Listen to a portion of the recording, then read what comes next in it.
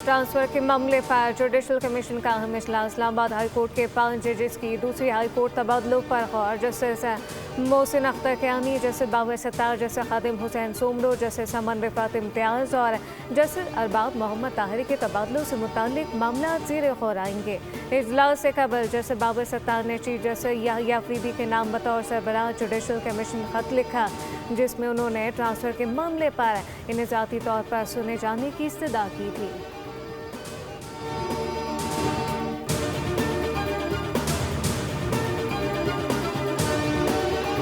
Chairman PTI barrister Gauhar ने जजेस transfer का मामला खैर मामूली इक़दाम करार दिया। कहा कि 50 साल में किसी हाई कोर्ट जज को इसकी रजामंदी के बगैर दूसरी हाई कोर्ट मुंतकिल नहीं किया गया। ये इक़दाम मनमाना खैर मुनसिफाना सज़ा देने की अक्कासी करता ही अदलिया पर इंतज़ामिया के कंट्रोल को ज़ाहिर करता है। हम इस इक़दाम की सख्ती से मुखालफत करते हैं। बैरिस्टर गौहर ने कहा कि पहले से तकसीम शुदा अदलिया में जजेस को आज़ादाना तौर पर अपने फ़राइज़ अंजाम देने चाहिए।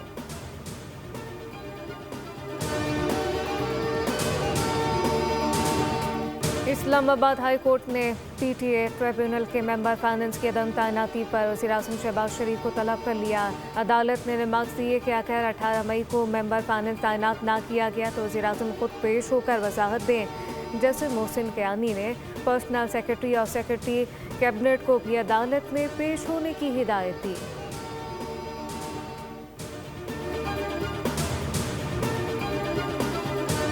बानी पीटीआई को पिम्स में तिब्बी मारने के बाद वापस अटियाला जेल मुंतकिल कर दिया गया। पिम्स इंतजामिया के मुताबिक बानी पीटीआई को आंखों के फॉलोअप इलाज के लिए 28 अप्रैल को पिम्स लाया गया। NTVGF इंट्रावेट्रल इंजेक्शन की चौथी डोज दी गई। माहिरीन ने चश्म में मुआयना किया और मरीज को तिब्बी तौर पर मुस्तहकम पाया। ऑप्टिकल कोहेरेंस टोमोग्राफी में तिब्बी बेहतरी सामने आई। तरीक़ाकार डे केयर सर्जरी के तौर पर मुंतकिल किया गया। मुकम्मल हो गया। मरीज को मज़ीद निगहदाश्त और फॉलोअप हिदायत के साथ डिस्चार्ज कर दिया गया।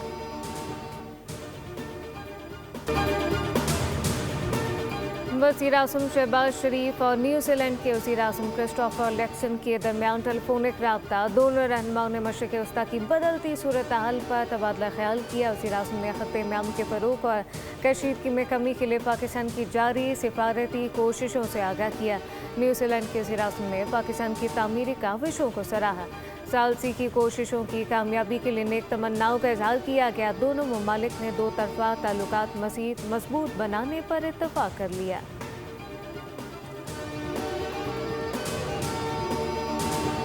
और PIA निष्कारी में बड़ी पेशरफ। आरिफ हबीब कंसोर्शियम ने PIA के 100% शेयर खरीद लिए। तर्जुमान के मुताबिक PIA के बकिया 25% शेयर के लिए 45 अरब जमा करा दिए गए।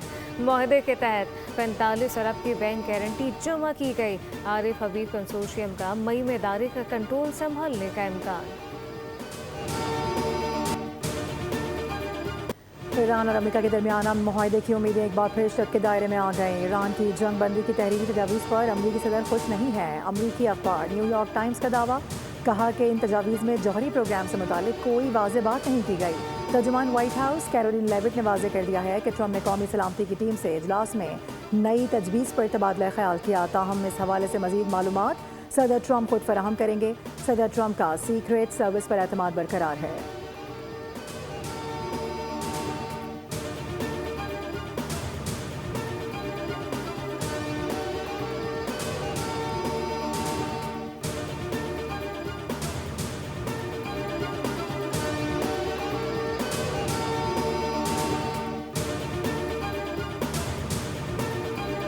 Yes, the straits are opened as long as you coordinate with Iran, get our permission, or we'll blow you up, and you pay us. That's not opening the straits. Those are international waterways.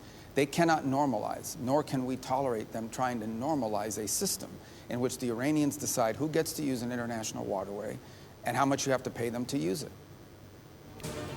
हम नाए Hormuz पर Iran का control कबूल नहीं। Iran की शराइत नहीं मान सकते। अमरीकी वज़ीर ख़ारजा मार्को रूबियो का फॉक्स न्यूज़ को इंटरव्यू। कहा कि अमरीका ईरान के साथ मामलात को सिफारती सतह पर हल करने के हवाले से संजीदा है। अमरीकी वज़ीर ख़ारजा ने ईरान को धमकी दी कि खलीज में कशीदगी बढ़ी तो रद्द-ए-अमल शदीद होगा। ईरान की किसी भी इजारादारी को तस्लीम नहीं करेंगे।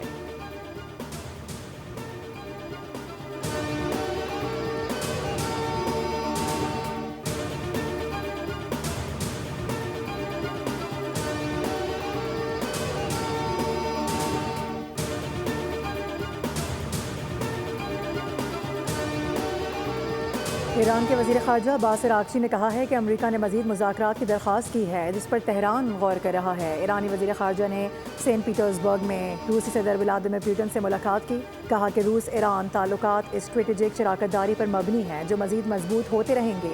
रूसी सदर पुतिन ने कहा है कि ईरान के साथ स्ट्रेटेजिक ताल्लुकात जारी रखने के लिए पुरअज़्म है। उम्मीद है ईरानी अवाम इस मुश्किल दौर से गुजर जाएंगे और अमन कायम होगा।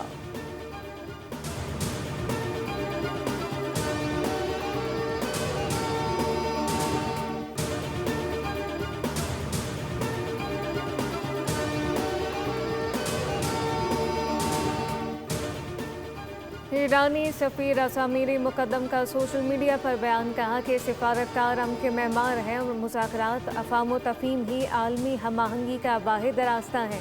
ईरानी सफ़ीर ने पाकिस्तान की सिफारती काविशों को सराहा और इसहाक़ समेत पाकिस्तानी सिफारतकारों की खदमात पर इज़हार तशक्कुर किया। असामीरी मुकदम ने कहा कि अमन के क़याम के लिए खामोश मगर मुसलसल सिफारती कोशिशें नागुज़ीर हैं और पाकिस्तानी सिफारतकारों की पेशेवराना सलाहियतें काबिल तहसीन हैं।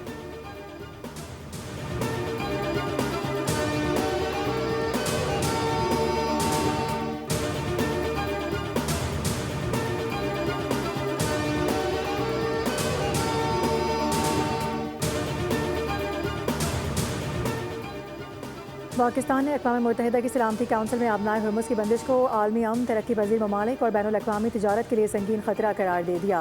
पाकिस्तानी मंदूब आसिम इफ्तिखार अहमद ने कहा है कि समंदरी रास्तों का तहफ़्फ़ुज़ सिर्फ तिजारत नहीं बल्कि आलमी सलामती और तरक्की के लिए भी नागुज़ीर है। पाकिस्तानी मुस्तक़िल मंदूब ने कहा कि आबनाए हुर्मुज़ की बंदिश से ऑयल गैस की तरसील का मसला है। आलमी हालात से तरक्की पज़ीर ममालिक शदीद मुतासिर हो रहे हैं। पाकिस्तान, चीन, सऊदी अरब, तुर्की और मिस्र जैसे ब्रादर ममालिक के साथ राबतों में हैं।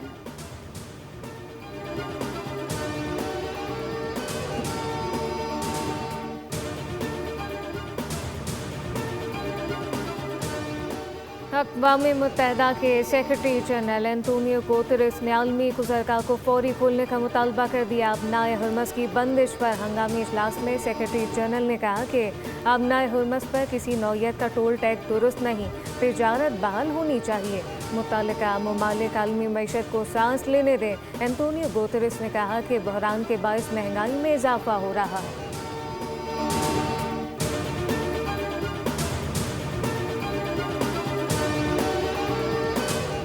लेबनान में इसराइली जारहत जोर पकड़ गई। जनूबी लेबनान पर इसराइली बमबारी में 24 घंटे के दौरान मजीद 14 शहरी शहीद हो गए।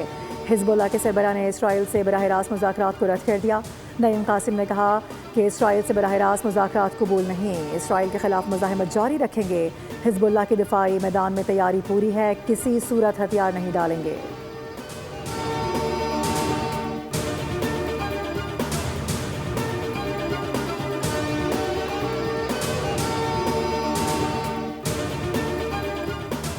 IMF एग्जीक्यूटिव बोर्ड का इजलास 8 मई को तलब। पाकिस्तान के लिए $1.2 अरब की अगली किस्त की मंजूरी मुतवक्के। पाकिस्तान आलमी मालियाती इदारे की तमाम शराइत पहले ही पूरी कर चुका।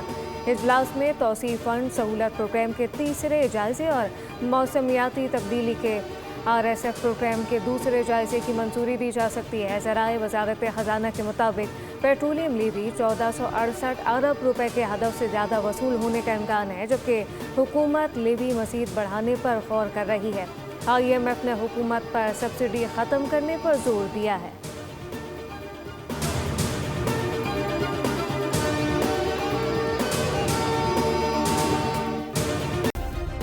सब्सक्राइब करें और बेल दबाएं ताकि कोई खबर रह न जाए।